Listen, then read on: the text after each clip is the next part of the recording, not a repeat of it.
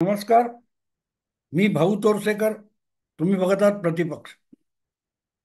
मित्रांनो, सध्या जे महाराष्ट्रातलं राजकारण चालू आहे ते बघितल्यानंतर एक गोष्ट लक्षात येते की यातला एक ट्रॅजेडी किंग आहे. जसा दिलीप कुमारला ट्रॅजेडी किंग म्हणायचे, म्हणजे दिलीप कुमारच्या अगदी सुरुवातीच्या किंवा गाजलेल्या चित्रपटामध्ये शोकांतिका होणारा नायक असं त्याचं स्वरूप असायचं. प्रेमभंग व्हायचा वगैरे वगैरे जे काय असेल ते. तसं आजच्या सगळ्या गेल्या 5 वर्षाच्या राजकारणामध्ये सगळ्यात भयंकर अशी शोकांतिका झाली असेल तर ती शोकांतिका ही राष्ट्रवादी काँग्रेस शरद पवार गटाचे प्रदेश अध्यक्ष जयंत पाटील यांची आहे. आणि मी शोकांतिका असं का म्हणतो, तर त्याचं कारण असं आहे की सगळ्यात ज्येष्ठ म्हणता येईल, भुजबळांच्या पाठोपाठ सगळ्यात ज्येष्ठ म्हणता येईल असा नेता कोण होता, तर तो जयंत पाटील होते. पण जयंत पाटील यांनी एक प्रकारे शरद पवारांच्या गोटात राहून आणि पक्षात राहून आपल्यावर ही शोकांतिका ओढवून घेतली असं म्हटलं तर नवल नाहीये. त्याचं कारण असं आहे की काल परवा या विधानसभा निवडणुकांच्या दारुण पराभवानंतर शरद पवार गटाच्या कार्यकर्त्यांची, पदाधिकाऱ्यांची जी काही एक बैठक झाली, ज्याला मंथन बैठक वगैरे काहीतरी नाव देण्यात आलं होतं, की आपला पराभव का झाला, आपण भविष्यात काय करायचं, यासाठी जे चिंतन मनन आणि मंथन चालतं, यासाठी ही बैठक होती. आणि त्या बैठकीमध्ये सगळ्यात जास्त जर शरसंधान कोणावर झालं असेल तर ती व्यक्ती आहे प्रदेश अध्यक्ष जयंत पाटील. आणि मला वाईट एवढ्यासाठी वाटलं की मी काय त्यांचं कौतुक करणारा माणूस नाहीये, मी जयंत पाटील यांचा प्रशंसक नाहीये. गेल्या जवळजवळ 5 वर्षात ज्यांनी ज्यांनी माझे व्हिडिओ बघितले त्यांच्या लक्षात आलं असेल की जयंत पाटील हे आपली अवकात, आपली काय ती क्षमता आणि आपली बुद्धी याच्या पलीकडे जाऊन जी वक्तव्य करतात ती मला कधीच आवडली नाहीत. आणि त्याची वेळोवेळी हजेरी सुद्धा मी घेतलेली आहे. असे जयंत पाटील त्यांनी पक्षासाठी काय केलं, हा एक प्रकारे थेट प्रश्न शरद पवार गटात उरले सुरले तिसऱ्या चौथ्या फळीतले नेते, पदाधिकारी हे या मंथन बैठकीमध्ये उपस्थित करत होते. आणि त्यामध्ये मला नाव आठवत नाही, कोणतरी एक लवांदे किंवा अशा नावाचे कोणतरी आहेत, त्यांनी तर सांगितलं की प्रदेश अध्यक्षापासून अगदी ब्लॉक अध्यक्षापर्यंत जे पदाधिकारी आहेत या सगळ्यांचे राजीनामे शरद पवारांनी घ्यावेत आणि नव्या तरुण पिढीला वाव दिला पाहिजे, पुढे कळलं पाहिजे. आणि हे सगळं बोलताना सगळ्या पदाधिकाऱ्यांचे असं म्हणून सुद्धा चाललं असतं. पण रोग सरळ सरळ कळत होता की तो प्रदेश अध्यक्ष म्हणून गेली 5-6 वर्ष पायात बेड्या असल्यासारखे अडून पडलेले जयंत पाटील यांच्याकडे हा सगळा रोग होता. आणि म्हणून मी त्यांना शोकात्म नायक म्हणतो. आज राष्ट्रवादी काँग्रेस पक्षाची जी महाराष्ट्रातली अवस्था आहे त्याचा एक शोकात्म हिरो, कारण प्रदेशाध्यक्ष कोण आहेत, जयंत पाटील आहेत. पण त्या पक्षामध्ये कोणी काय करावं किंवा कोणी काय करू नये या संबंधीचा कुठलाही निर्णय घेण्याचा अधिकार जयंत पाटलांना आहे असं मला वाटत नाही. आणि म्हणून मला वाटते त्या मंथन बैठकीमध्ये चिडून, आपल्यावरचा रोग बघून आपल्या मनातला प्रक्षोभ व्यक्त करण्यासाठी जयंत पाटील म्हणाले, 1 आठवड्यात राजीनामा देतो, करा काय ते. हा कदाचित त्यांच्या आयुष्यातला सगळ्यात पहिला प्रक्षोभ असेल गेल्या 5 वर्षात. कारण सगळीकडून पक्षाला अपयश येत असताना जयंत पाटील काही करू शकत नव्हते. तुम्हाला आठवत असेल तर गेल्या विधानसभा निवडणुका 2019च्या ज्या विधानसभा निवडणुका झाल्या त्या निवडणूक काळामध्ये राष्ट्रवादी काँग्रेसचे प्रदेशाध्यक्ष जयंत पाटील होते. आणि जयंत पाटील प्रदेशाध्यक्ष होण्याचं किंवा असण्याचं कारण तेच आपला पक्ष सोडून भाजपमध्ये जाण्याच्या शक्यतेची तेव्हा चर्चा चालू होती. आपल्या प्रदेशाध्यक्षाने आणि इतक्या ज्येष्ठ नेत्याने पक्ष सोडून जाऊ नये म्हणून त्याच्या पायात बेडी घालायची, एवढ्यासाठी शरद पवारांनी थेट जयंत पाटलांना प्रदेश अध्यक्ष करून टाकलं. आता जो प्रदेशाध्यक्ष आहे त्यालाच पक्षांतर करण्याची मुभा राहत नाही. लाज लज्जा लोकलज्जेस्तव तरी आपल्या पक्षात राहावं लागतं आणि आपल्या पक्षाच्या वतीने काहीतरी बोलावं करावं लागतं. पण योगायोग असा की जयंत पाटलांना प्रदेशाध्यक्ष केलं आणि विधानसभेच्या निवडणुका संपल्यानंतर शरद पवारांनी स्वतःच भारतीय जनता पक्षाबरोबर चुंबाचुंबी सुरू केली होती. ती चुंबाचुंबी कशी होती, किती चोरट्या बैठका कुठे कुठे झाल्या, या संबंधीचा तपशील यापूर्वी छगन भुजबळ, प्रफुल्ल पटेल आणि खुद्द अजितदादा यांनी दिलेला आहे की कुठे कुठे बैठका व्हायच्या, कुठच्या कुठच्या पातळीवर बोलणी व्हायची, सरकार बनवणं, पालकमंत्री बनवणं, वेगवेगळी महामंडळं, कोणाच्या वाट्याला किती, कुठची खाती कोणाला, ह्या सगळ्या गोष्टी खुद्द शरद पवार भाजप बरोबर साट लोट करायला निघाले होते. आणि अशा वेळेला प्रदेशाध्यक्ष कोण होता? जयंत पाटील. पण हे सगळं चाललंय याचा थांग पत्ता सुद्धा जयंत पाटलांना जवळपास नव्हता. कारण हे जे अजितदादा 2 जुलै 2023 अचानक उठून 40-42 आमदार घेऊन महायुतीत निघून गेले,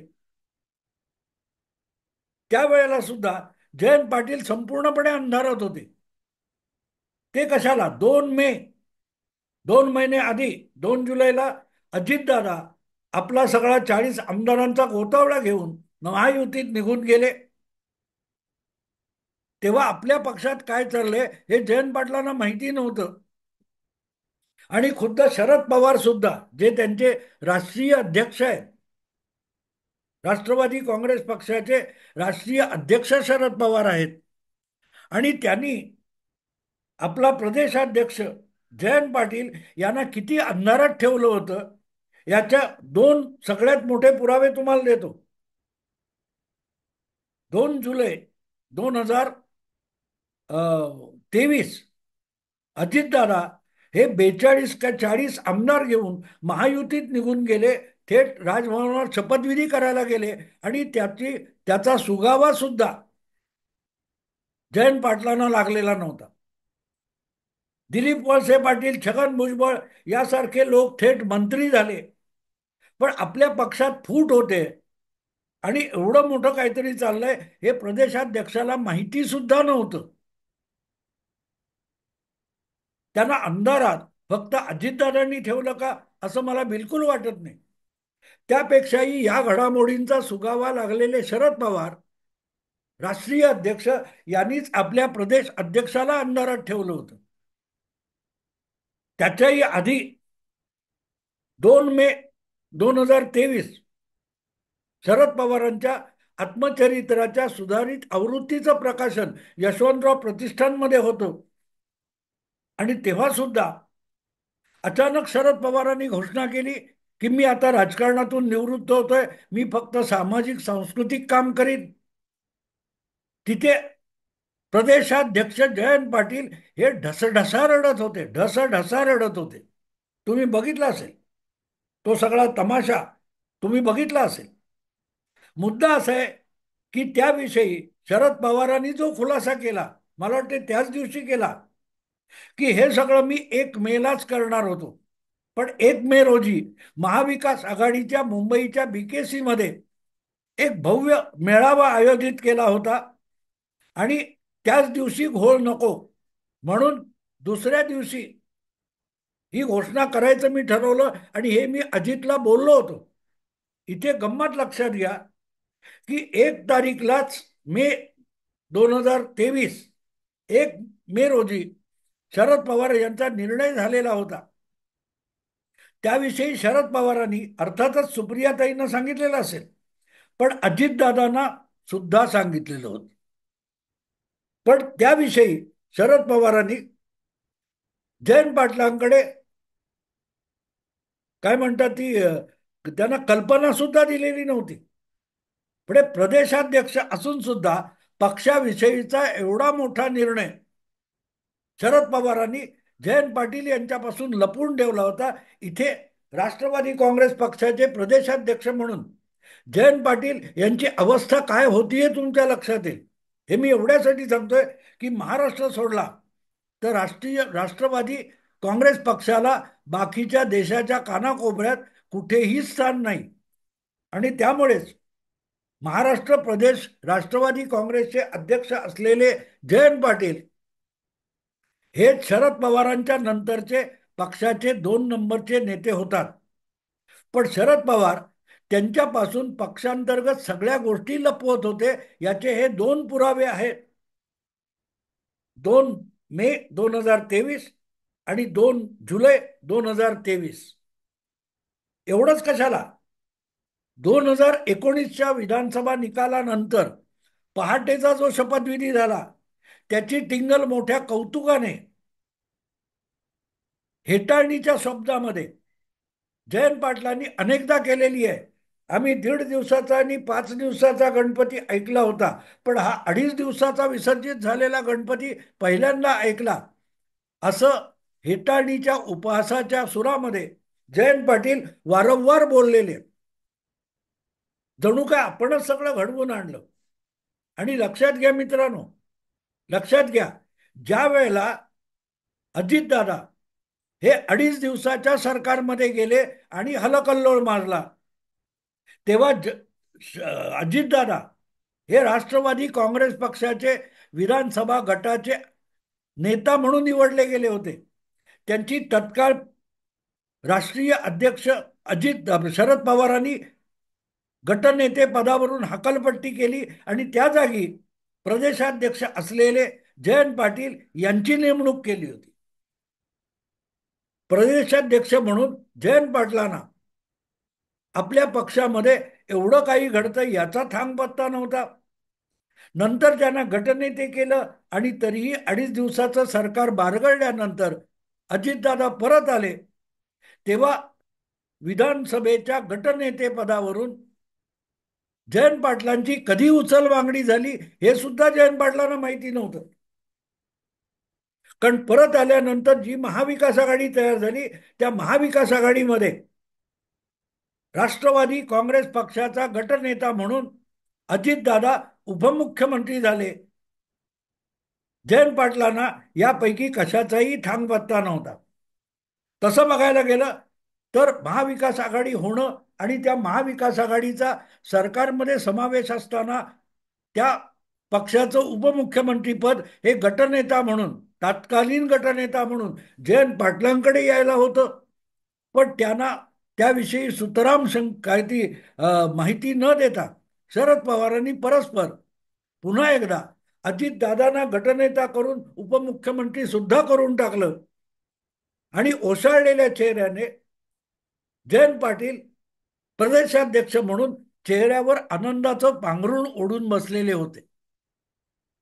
आज त्यांची शोकांतिका झाली असं मी का म्हणतोय की इतके दिवस प्रदेशाध्यक्ष असून सुद्धा त्यांच्याच पक्षाचे राष्ट्रीय अध्यक्ष शरद पवार जयंत पाटलांना काडी मात्र किंमत देत नव्हते.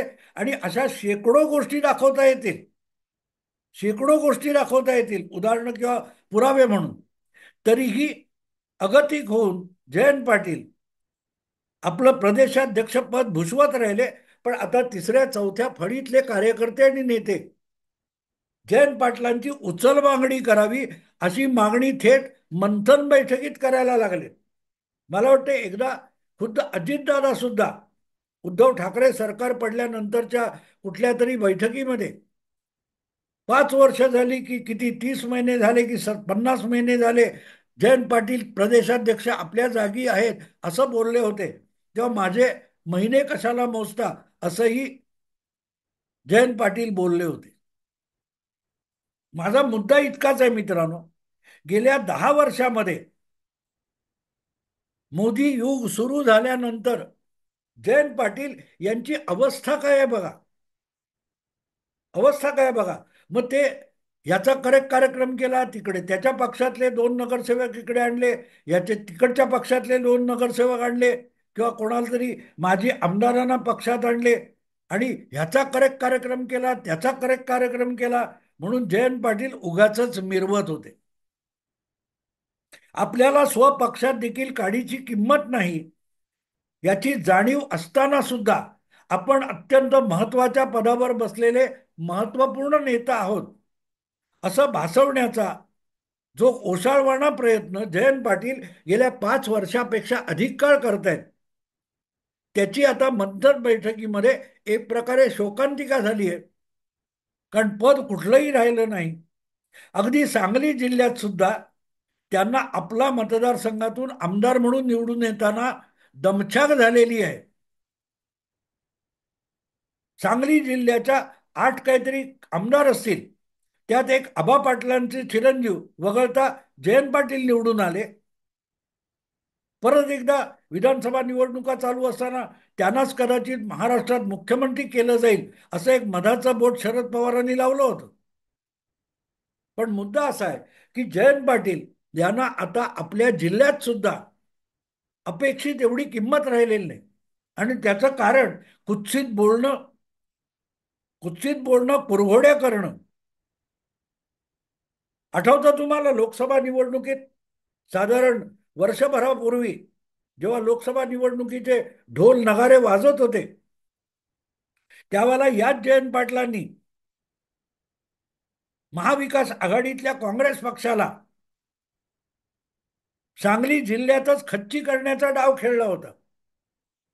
ती जागा वसंतदादा पाटलांच्या नातवाला मिळेल ही अपेक्षा होती, पण ती मिळू नये म्हणून शिवसेनेचे उद्धव ठाकरे यांना हाताशी धरून चंद्रहार पाटील नावाचा एक पहिलवान उमेदवार जयंत पाटलांनी शिवसेनेत पाठवला होता, आणि महाविकास आघाडीचा अधिकृत उमेदवार म्हणून त्याला उभा करण्यासाठी उद्धव ठाकरे यांना फशी पाडलं होतं. शेवटी चंद्रहार पाटील पराभूत झालाच, विशाल पाटील निवडून आलेच, आणि जयंत पाटील परत एकदा आपल्या कुडगोडीच्या राजकारणामध्ये संपूर्णपणे तोंडघशी पडली. पण हे सगळं करत असताना गिरे तो भी टांग ऊपर या पद्धतीमध्ये आपलं राजकारण आणि आपलं शहाणपण कुत्सितपणे सांगण्याची सवय काही जयंत पाटील यांची संपलेली नव्हती. आणि आता सुद्धा अशी चर्चा चालू आहे की जयंत पाटीलच भाजपत सगळ्यात आधी जातील. जायला हरकत नाही. मुळात मुद्दा असा असतो ना मित्रांनो, की तुमची क्षमता, तुमची ताकद जितकी आहे त्यापेक्षा जास्त उड्या मारायला लागाल तर तुम्ही तोंडघशी पडत असता. जयंत पाटील यांची क्षमता त्यांच्या वडिलांची नाहीये. राजाराम बापू पाटील यांच्या पुण्याईवर जगणं या पलीकडे स्वतःचं कर्तृत्व जयंत पाटील जवळपास कधीही दाखवू शकलेले नाही. मग असं असताना आपण जर पवारांच्या असो किंवा आणखीन कुठच्या उद्धव ठाकरेंच्या असो, राहुल गांधींच्या असो, कोणाच्याही मेहरबानीखाली जर राजकारणातला उदरनिर्वाह करत असू तर उगाच फुशारका मारण्याची वगैरे गरज नसते. ठेविले तैसेची राहावे असा विचार करून जयंत पाटील फक्त सांगलीपुरता किंवा सांगली साताऱ्यापुरतं राजकारण करत राहिले असते तर त्यांची एवढी शोकांतिका व्हायची पाळी आली नसती. पदोपदी मला आठवतं गेल्या 5 वर्षामध्ये मी बघतोय या माणसाची इतकी शोकांतिका झाली की त्यांच्यापेक्षा तुमचे जितेंद्र आव्हाड सुद्धा अधिक प्रभावशाली असे राष्ट्रवादी शरद पवार गटाचे नेते असं मानावं लागतं. विधानसभा निवडणूक संपल्यानंतर ज्या प्रकारे जितेंद्र आव्हाड यांना विधानसभेतला पक्षाचा गटनेता करण्यात आलं, तेव्हा सुद्धा मला वाटतं जयंत पाटील यांची कोणी विचारणा सुद्धा केली नाही.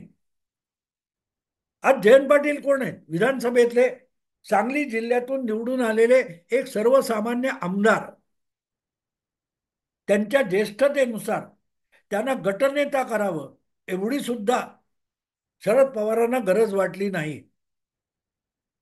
आणि म्हणून काल परवा ज्या मंथन बैठकीमध्ये सरळ सरळ दुसऱ्या तिसऱ्या चौथ्या फळीतले नेते जयंत पाटलांकडे बोट दाखवून बोलायला लागले. यापेक्षा लज्जास्पद असा अपमान त्यांच्या पातळीवरच्या नेत्याचा कधी कोणी कुठल्याही पक्षात केलेला नसेल, कधीही केलेला नसेल. जे कोणी बोलले तिथे की प्रदेश अध्यक्षापासून सगळ्यांचे राजीनामे घ्या, जयंत पाटलांचा राजीनामा घ्या, हे तिसऱ्या चौथ्या फळीतला नेता बोलू शकतो. आणि जयंत पाटलांना प्रक्षुब्ध होऊन मी आत्ताच राजीनामा देतो, एक आठवड्यात राजीनामा देतो, हे बोलायची पाळी येते. इथपर्यंत थांबलो का याचा विचार जयंत पाटलांनी करावा. त्यांचं वय अजूनही आवाक्यातलं आहे. 10-15 वर्ष जयंत पाटील राजकारणात कृतिशील राहू शकतात. अशा वेळेला आपलं भवितव्य कुठल्याही पक्षात असो, आपलं भवितव्य काय याचा विचार केला पाहिजे.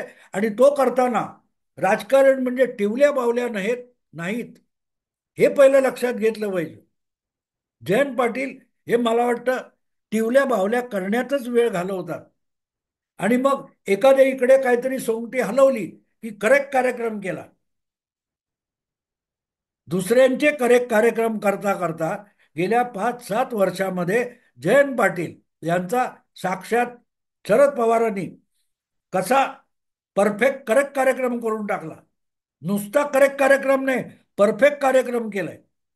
की इस्लामपूर वाळवा या मतदारसंघाबाहेर जयंत पाटलांना मानणारा कोणी शिल्लक राहू नये याची सुद्धा बहुधा शरद पवारांनी काळजी घेतलेली आहे. वसंतदादा पाटलांचा विरोध म्हणून राजाराम बापू पाटलांनी सुरू केलेलं जे सांगलीचं राजकारण होतं, त्याला एक प्रकारे जयंत पाटलांच्या या असल्या वागण्यातून तिलांजली दिली गेली एवढंच म्हणता येईल. आणि म्हणूनच दुसऱ्यांचे करेक्ट कार्यक्रम करता करता आपला करेक्ट कार्यक्रम कधी झाला याचा जयंत पाटलांना थांग पत्ता लागला नाही. बघू किती दिवस थांबतायत आहेत तिथे.